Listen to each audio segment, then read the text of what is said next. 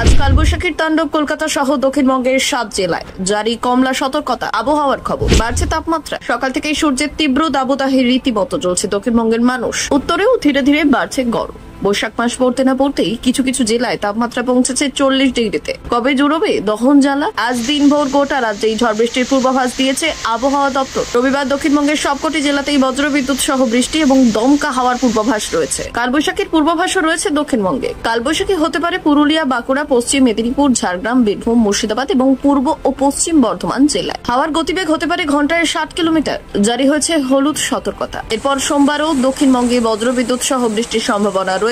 এদিন ঝোড়ো হাওয়ার গতিবেগ কিছুটা কমলেও কোথাও কোথাও 30 থেকে 40 কিলোমিটার গতিবেগে বইবে দমকা হাওয়া। একই সঙ্গে বজ্রপাতের আশঙ্কাও রয়েছে। রবিবার ঝড় বৃষ্টির পর দক্ষিণবঙ্গের জেলাগুলিতে 3 থেকে 4 ডিগ্রি মতো তাপমাত্রা কমার সম্ভাবনা রয়েছে দক্ষিণবঙ্গে। আবহাওয়া দপ্তর জানিয়েছে, উত্তর বাংলাদেশ এবং সংলগ্ন এলাকায় একটি ঘূর্ণাবর্ত রয়েছে, যার জেরে বঙ্গোপসাগর থেকে জলীয় বাষ্পপূর্ণ বায়ু ঢুকছে বায়ুমণ্ডলে। এর প্রভাবেই রাজ্যেও বৃষ্টির সম্ভাবনা। আজ দক্ষিণবঙ্গের যে 7 জেলায় কালবৈশাখীর সম্ভাবনা রয়েছে, সেখানে কমলা সতর্কতা জারি হয়েছে। এছাড়া রাজ্যের বাকি সমস্ত জেলায় হলুদ সতর্কতা জারি করেছে আবহাওয়া দপ্তর। আজ থেকে মঙ্গলবার পর্যন্ত উত্তরবঙ্গের সব জেলাতেই বৃষ্টির সম্ভাবনা। এর মধ্যে উত্তরের ওপরের দিকের দার্জিলিং, কালিম্পং এবং জলপাইগুড়ি জেলাতে অধিক বৃষ্টির সম্ভাবনা। পাশাপাশি ঘন্টায় 30 থেকে 40 কিলোমিটার বেগে ঝোড়ো হাওয়া বইতে পারে। আলিপুরদুয়ার, কোচবিহারেও ঝড় বৃষ্টির সম্ভাবনা। বাকি জেলাগুলিতে হালকা বৃষ্টি হতে পারে।